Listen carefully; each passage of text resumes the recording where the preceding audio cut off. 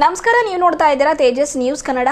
ನಾನು ನಿಮ್ಮ ಸುಷ್ಮಿತಾ. ತಾಲೂಕು ಆಡಳಿತ, ತಾಲೂಕು ಪಂಚಾಯತ್, ಸಮಾಜ ಕಲ್ಯಾಣ ಇಲಾಖೆ, ತಾಲೂಕು ಬೀದರ್, ಗ್ರಾಮ ಪಂಚಾಯತ್ ಮಲ್ಕಾಪುರ ವತಿಯಿಂದ ಸಂವಿಧಾನ ಜಾಗೃತಿ ಜಾಥಾ ಕಾರ್ಯಕ್ರಮ ಬಹಳ ಅದ್ದೂರಿ ಅರ್ಥಪೂರ್ಣವಾಗಿ ಹಮ್ಮಿಕೊಳ್ಳಲಾಯಿತು. ಮೊದಲಿಗೆ ಮಲ್ಕಾಪುರ ಗ್ರಾಮದ ಹೊರವಲಯದಿಂದ ವೇದಿಕೆ ಕಾರ್ಯಕ್ರಮದವರೆಗೂ ಬಹಳ ಅದ್ದೂರಿ ಅರ್ಥಪೂರ್ಣವಾಗಿ ಸಂವಿಧಾನ ಜಾಗೃತಿ ಜಾಥಾದ ಸ್ತಬ್ಧ ಚಿತ್ರವಾಹನ ವೇದಿಕೆ ಕಾರ್ಯಕ್ರಮದವರೆಗೂ ಬರಮಾಡಿಕೊಳ್ಳಲಾಯಿತು.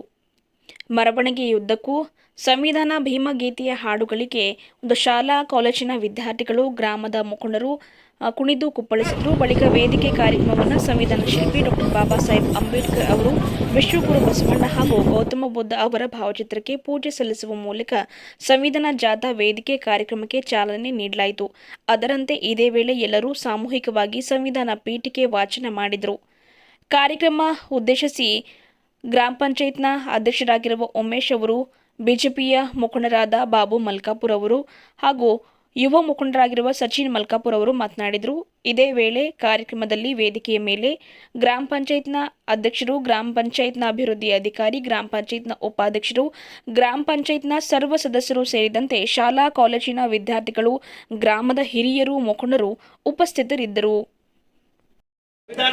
ಜಾಥಾ ಕಾರ್ಯಕ್ರಮ ನೀವೆಲ್ಲರೂ ಸೇರಿ ಇಷ್ಟು ಚಲೋ ನಡೆಸ್ಕೊಟ್ಟಿದ್ದಕ್ಕಾಗಿ ನಮ್ದು ಎಲ್ಲ ಹಿರಿಯರಿಗೂ, ನಮ್ಮೆಲ್ಲ ಶಿಕ್ಷಕರಿಗೂ, ನಮ್ಮೆಲ್ಲ ಮುದ್ದು ಮಕ್ಕಳಿಗೂ, ನಮ್ಮ ಗ್ರಾಮಸ್ಥರಿಗೂ ಎಲ್ಲರಿಗೆ ನನ್ನ ಅನಂತ ಕೋಟಿ ನಮನಗಳನ್ನು ಹೇಳುತ್ತೇನೆ.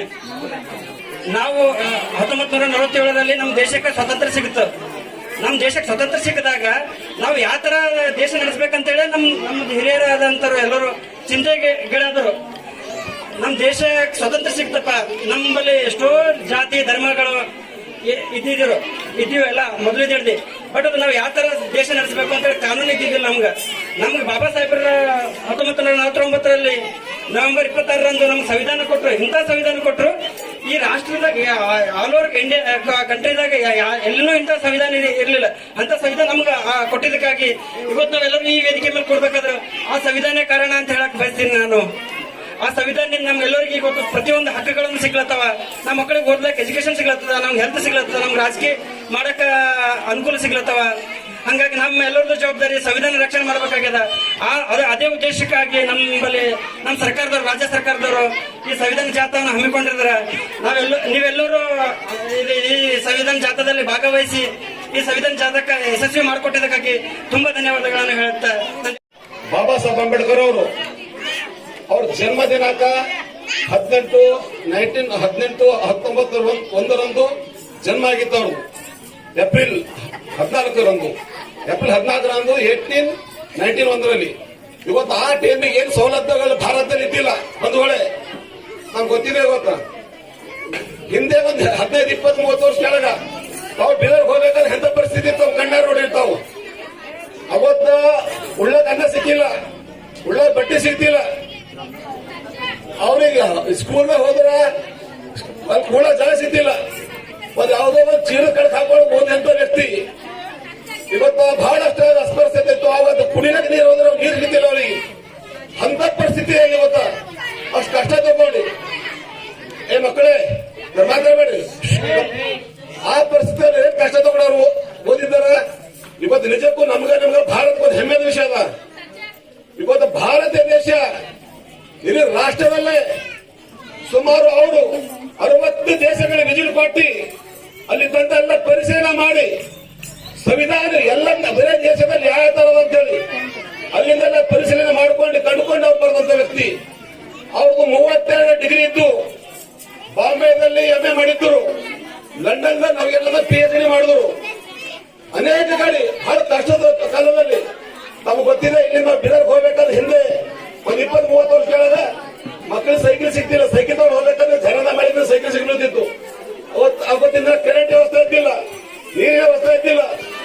ಒಂದು ಊರಲ್ಲಿ ಒಂದು ಕರೆಂಟ್ ಸಿಗ್ತಿಲ್ಲ. ಗೊತ್ತಾ ಮಕ್ಕಳು ಕೇಳಿ, ಇವತ್ತೇನು ಗೌರ್ಮೆಂಟ್ ಸವಲತ್ತು ಮಾಡಿಕೊಟ್ಟದ. ಮಕ್ಕಳಿಗೆ ಒಂದು ಓದೋ ಮುಖಾಂತರ ಇರ್ಬೋದು, ಅನ್ನ ಕೊಡೋ ಮುಖಾಂತರ ಆಗಿರ್ಬೋದು, ಒಂದು ಬಟ್ಟೆ ಕೊಡೋ ಮುಖಾಂತರ ಆಗಿರ್ಬೋದು, ಬುಕ್ ಕೊಡೋ ಮುಖಾಂತರ ಬೇರೆ ಬಹಳಷ್ಟು ಅನುಕೂಲ ಮಾಡಿಕೊಟ್ಟಿದೆ. ಇವತ್ತು ಅವತ್ತಿಗೆ ಒಂದು ಕಂಪೇರ್ ಮಾಡೋ ಬಹಳಷ್ಟು ನಮ್ಮ ದೇಶ. ಅದು ಈ ಟೈಮ್ ಮಕ್ಕಳು ಅಂತ ಟೈಮ್ಗೆ ಅವ್ರು ಕಷ್ಟಪಟ್ಟು ಹೋದ್ರೆ ಈ ಟೈಮ್ ನಮ್ಮ ಮಕ್ಕಳು ಸ್ವಲ್ಪ ನೆಗ್ಲೆಕ್ಟ್ ಮಾಡ್ತಾರೆ. ತಮ್ಮ ತಾಯಿ ತಂದೆ ಗೊತ್ತಿರಬೇಕು. ಇವತ್ತು ಮಕ್ಕಳಿಗೆ ಬಂದು ಇವತ್ತು ಸೋಷಿಯಲ್ ಮೀಡಿಯಾ ಆಗಿರ್ಬೋದು, ಇವತ್ತು ಮೊಬೈಲ್ ಬಂದಂತವೆಲ್ಲ ಇತ್ತು. ಮೊಬೈಲ್ ನಿಂದ ಮಕ್ಕಳು ಬಹಳಷ್ಟು ಕೆಟ್ಟ ಹೋಗ್ತಾಯ್ತಾವ. ಈ ಹಿಂದಕ್ಕಿನ ಜನ ಮೊಬೈಲ್ ಇದ್ದಿಲ್ಲ, ಮಕ್ಕಳು ಇದ್ದಿಲ್ಲ, ಅವ್ರು ಹೆಲ್ತೇ ಬೇಕು. ಇವತ್ತು ಹಿಂದಕ್ಕಿನ ಜೀವನದಲ್ಲಿ ಎಷ್ಟು ಆಟಗಳಿದ್ದು ಹಳ್ಳಿಯವರಲ್ಲಿ, ಕಬಡ್ಡಿ ಆಟ ಆಡೋದಿರ್ಬೋದು, ಉಪ್ಪು ಅಂತಿರ್ಬೋದು, ಖೋಖೋ ಅಂತಿರ್ಬೋದು, ಬೇರೆ ಬೇರೆ ಆಟಗಳು, ಇವತ್ತು ಉಪ್ಪಿನ ಆಟ ಅಂತಿರ್ಬೋದು, ಇವತ್ತು ದಮ್ಮಿನ ಆಟ, ಇಂಥವೆಲ್ಲ ಆಟಗಳು ಇರ್ತೀವಿ. ಈಗಿನ ಮಕ್ಕಳಿಗೆ ಯಾವ ಗೊತ್ತಿಲ್ಲ, ಹಿಂದಕ್ಕಿನ ಊಟನೇ ಗೊತ್ತಿಲ್ಲ ಈಗ ಮಕ್ಕಳಿಗೆ.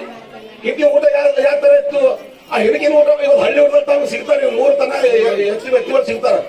ಒಂದು ನಮ್ 90ರ ಬಾರಿ ಸಿಟಿದಲ್ಲಿ ನೀವು 80ರ ಏಜ್ ಇದ್ದಾರೆ ಮನುಷ್ಯರ ಜೀವನ ಸಿಟಿದಲ್ಲಿ.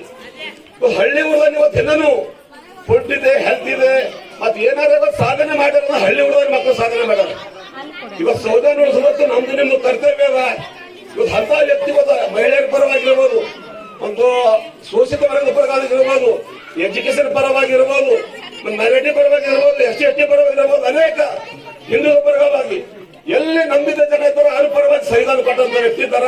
ಇವತ್ತು ಭಾರತ ದೇಶ ಎಲ್ಲ ಬೇರೆ ಬೇರೆ ಕಂಟ್ರಿ 60 ಕಂಟ್ರಿ ನಮ್ಮ ದೇಶದ ಬಗ್ಗೆ ಚಿಂತನೆ ಮಾಡ್ತಾರೆ. ಬಂಧುಗಳೇ, ಇವತ್ತು ನಮ್ಗೆ ಗೊತ್ತಿರಬೇಕು, ಬಾಬಾ ಸಾಹೇಬರು ಯಾವ ಪಕ್ಷ ಕೆಲಸರಿದ್ರು, ಯಾವ ಪಕ್ಷ ಅದಕ್ಕೆ ನಿಮ್ಗೆ ಗೊತ್ತಿದೆ. ಆದ್ರೂ ಕೂಡ ರಾಜಕೀಯ ಬೇಡ, ನಮ್ಮ ಸಂವಿಧಾನ ಉಳಿಸೋದ್ರ ಬಾಬಾ ಸಾಹೇಬ್ ಏನ್ ಮಾಡ್ಯಾರ ಅದು ನಮ್ಗೆಲ್ಲ ಗೊತ್ತಿರ್ಬೇಕು. ಇವತ್ತು ಸಂವಿಧಾನ ಇವತ್ತು ತಮ್ಮ ಗಮನ ಇರ್ತದೆ. ಜಿಲ್ಲಾ ಪಂಚಾಯತ್ ಮಾಜಿ ಸದಸ್ಯರಾದಂತಹ ಶ್ರೀ ಬಾಬುರಾವ್ ಮಲ್ಕಪ್ರಣ್ಣ ಅವರು ಹಾಗೂ ಗ್ರಾಮ ಉದ್ದೇಶವೇನೆಂದರೆ ಮುಂಬರುವ ವಿದ್ಯಾರ್ಥಿಗಳು ಈ ದೇಶದ ಪ್ರಜೆಗಳಿಗೆ ಈ ಸಂವಿಧಾನದ ಅರಿವು ಹಾಗೂ ಈ ಸಂವಿಧಾನದ ರಕ್ಷಣೆ ನಮ್ಮೆಲ್ಲರ ಯುವಕರ ಜವಾಬ್ದಾರಿ ಆಗಿರುತ್ತದೆ. ಇದು ನಮ್ಮ ರಾಜ್ಯದ ಮುಖ್ಯಮಂತ್ರಿಯಾದಂತಹ ಸಿದ್ದರಾಮಯ್ಯ ಸಾಹೇಬರು ಹಾಗೂ DK ಶಿವಕುಮಾರ್ ಸಾಹೇಬರ ಇದು ಕನಸಿನ ಒಂದು ಕಾರ್ಯಕ್ರಮ. ಇದು ಸಂವಿಧಾನ ಉಳಿದರೆ ನಾವು ಉಳಿತೀವಿ ಅಂತ ಹೇಳಿ ಇದು ಸಂವಿಧಾನ ಜಾಗೃತಿ ಕಾರ್ಯಕ್ರಮ. ಪ್ರತಿಯೊಂದು ರಾಜ್ಯದ ಹಳ್ಳಿಯಲ್ಲಿ ಇದು ವಿದ್ಯಾರ್ಥಿಗಳಿಗೂ ಹಾಗೂ ಎಲ್ಲ ಸಾರ್ವಜನಿಕರಿಗೆ ಸಂವಿಧಾನದ ಸಮಾನತೆ ಹಾಗೂ ಸಾಮಾಜಿಕ ಆಶಯ ಮೌಲ್ಯ ಘನತೆ ಕುರಿತು ಅರಿವು ಮೂಡಿಸುವ ಈ ಸಂವಿಧಾನ ಜಾಗೃತಿಯ ಉದ್ದೇಶವಾಗಿದೆ.